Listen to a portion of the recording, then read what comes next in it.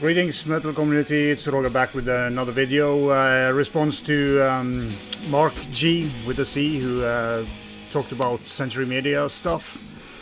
So I went ahead and pulled out some of my older CDs, 95 and earlier. I think 95 is the newest one.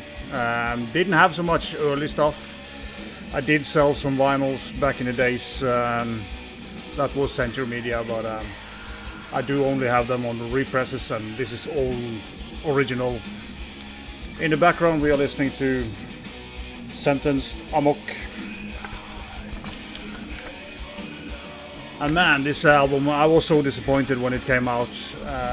Didn't understand why they changed the style, and yeah.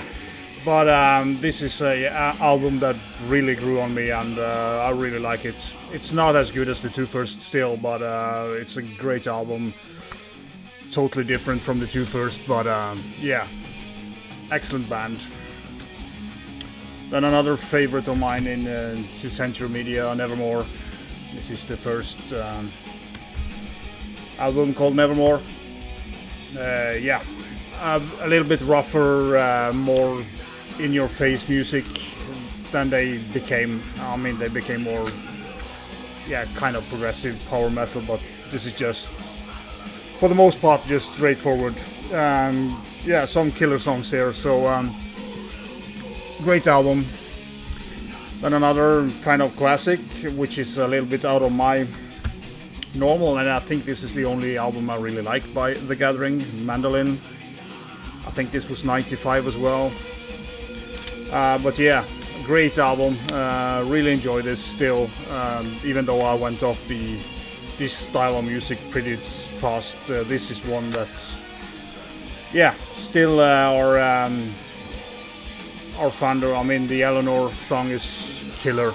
So great album.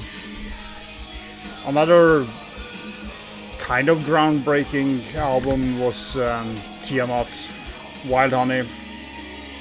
This was pretty unique when it came out, especially for me. I mean, I knew of Tiamat with more death metal, and this came out, it was totally different, but this kind of clicked with me instantly, and I've been playing this album frequently because this is a killer album. Yeah, change of style, more gothic in a way, and but great songs and great kind of feeling throughout the whole album. So Tiamat, Wild Honey, if you haven't heard that, you should go and check.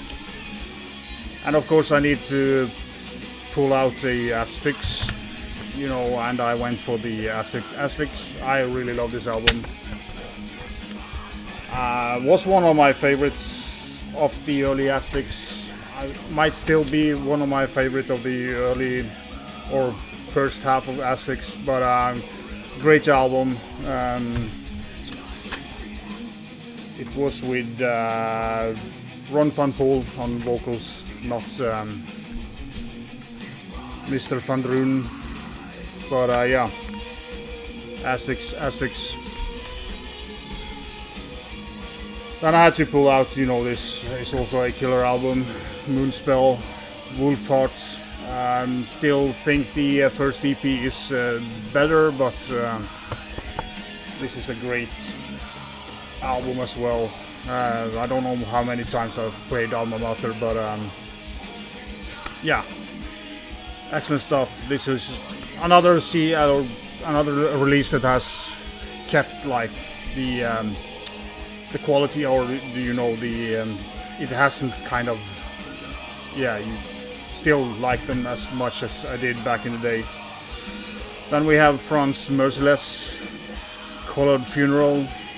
I would say this is a little bit of a classic. This is more thrashy death metal, or death thrash in a way.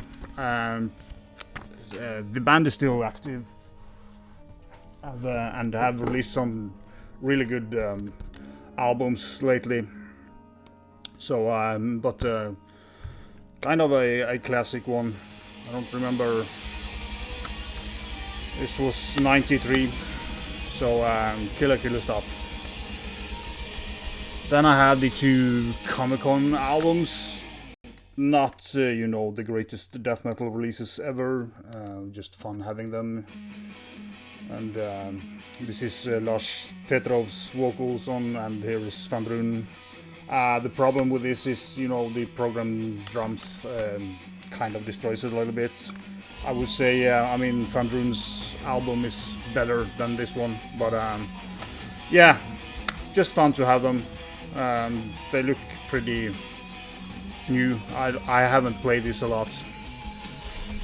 Then we're going over to, yeah, I just had to pull out several albums by this, but Grave, Into the Grave. I can take them out of the case.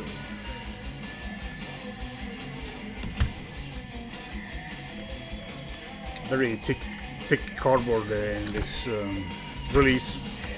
Killer album. Again, I mean, the first Grave albums are, I mean, they have returned to form in my opinion with the latest couple of releases, but then you have You'll Never See, Heaven, great album. I don't know how many of this was released on vinyl back in the days, but when it came to, yeah, I would say around 92, 93, I started just buying CDs because I had a crappy record player at the time. My original record player caved in, and therefore I stopped listening to records and or vinyl. And here I lie, satisfied. Also a killer release.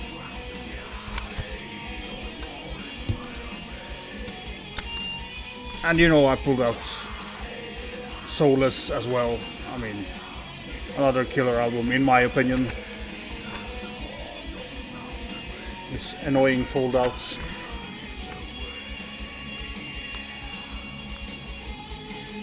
And kind of a terrible cover, and also a very terrible artwork on the CD as well. But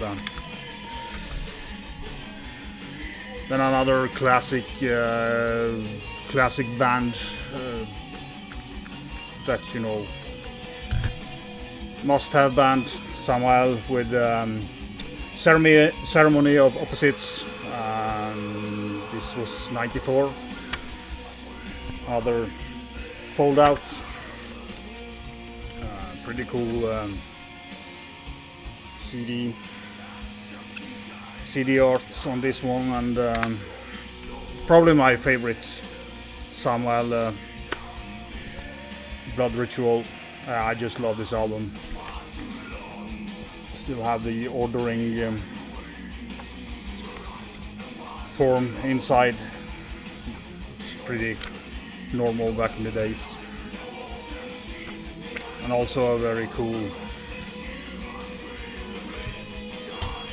CD as well. Kind of embossed CD. And the final one I pulled out, and of course Marc showed this. Why shouldn't he? You know, Cursed.